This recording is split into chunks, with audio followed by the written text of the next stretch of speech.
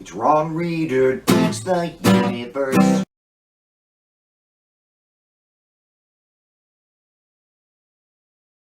I'm Ron Reader, and this is Ron Reader Digs the Universe, and tonight, the plan for RRDU Year 3. This is my 104th weekly episode, marking 2 years of this show. When I started, I just kind of hit the ground running, not sure where I was going, but knowing that I had better hurry.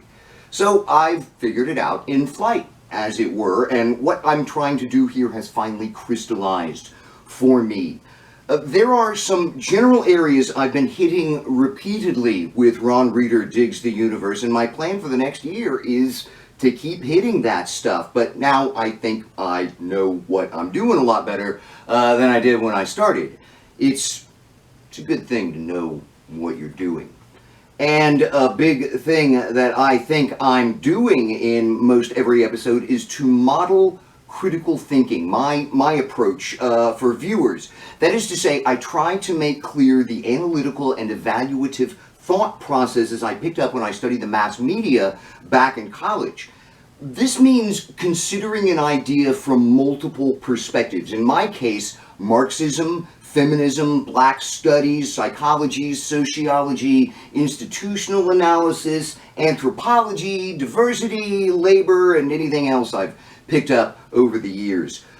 Looking at the world in many different ways allows an individual on his own to construct usually a very different picture of reality than the one presented by the establishment. It also allows you to read between the establishment's lines, revealing whatever they're trying to accomplish on the down low. It's good stuff, and I hope I'm making these thought processes clear to people.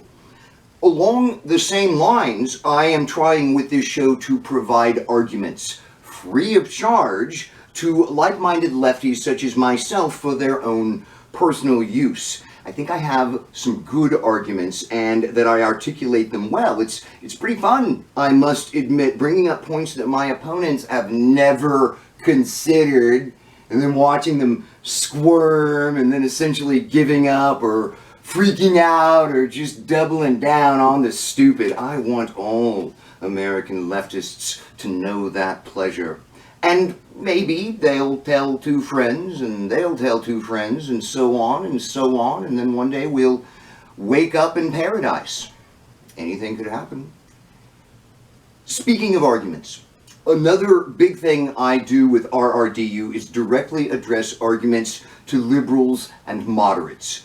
They're the people who know that something has gone very wrong with this country, but being so culturally tied to the establishment are unable or unwilling to make the philosophical leaps necessary for truly understanding what's going on. But unlike conservatives, moderates and liberals will listen and consider. You can do some productive, honest debates with that lot, and it is well worth the opportunity. They say that people never change their minds, but that's not true. Liberals and moderates change their minds all the time. You just have to be more persuasive than the Nazis. But you know who won't change their minds? Who won't listen, won't consider? Nazis. I'm sorry, I mean conservatives. That's what American Nazis call themselves these days. They're conservatives. That they are now fascists has become a really key point with me in terms of argumentation.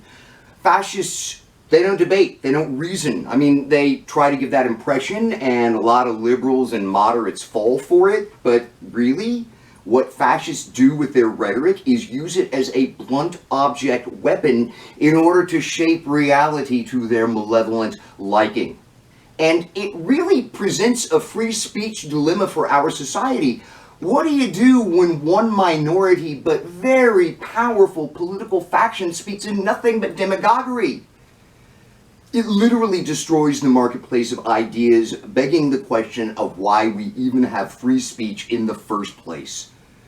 So I'm struggling with how to respond to this, and at the moment I'm going with counter-trolling. I mean, that's sort of what demagoguery is anyway, sort of a formalized trolling. So ridiculing, scorning, trashing conservatives will continue to be a strong part of this show. It's fun, satisfying, rallies the troops, and it appears to be the kind of fight conservatives want to have. Sure, it's me being a dick, but, we can and should be dicks to fascists. I mean, they're fascists. Fuck them. We can win the troll war, too. So I'm going to be doubling down on all this in the coming year, focusing on my favorites, politics, economics, religion, culture, and very likely some more music and comedy performance and whatever weird ideas come to me. But you know what ties this all together for me on this show?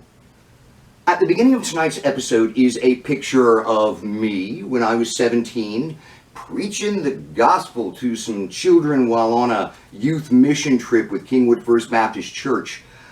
I loved preaching the gospel on the rare occasions I got to do it. Just preaching generally, Preaching is in my family on both sides, uncles and great-grandfathers. My mother wanted me to be a preacher. It was something that I definitely considered. Well, that didn't work out primarily because I eventually learned that Yahweh is such a genocidal, horrible monster that I could never worship him, let alone preach for him. But there is such a thing as love, such a thing as justice, such a thing as morality. So I now realize that I became a preacher anyway. I preach for love, morality, and justice, no God necessary. And let me tell you, I fucking love it.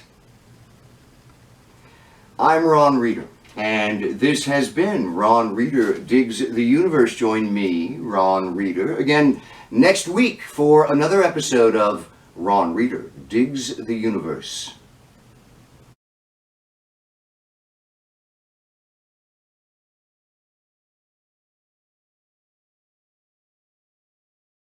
Sure, it's me being a dick, but, we can and should be dicks to fascists. I mean, they're fascists. Fuck them.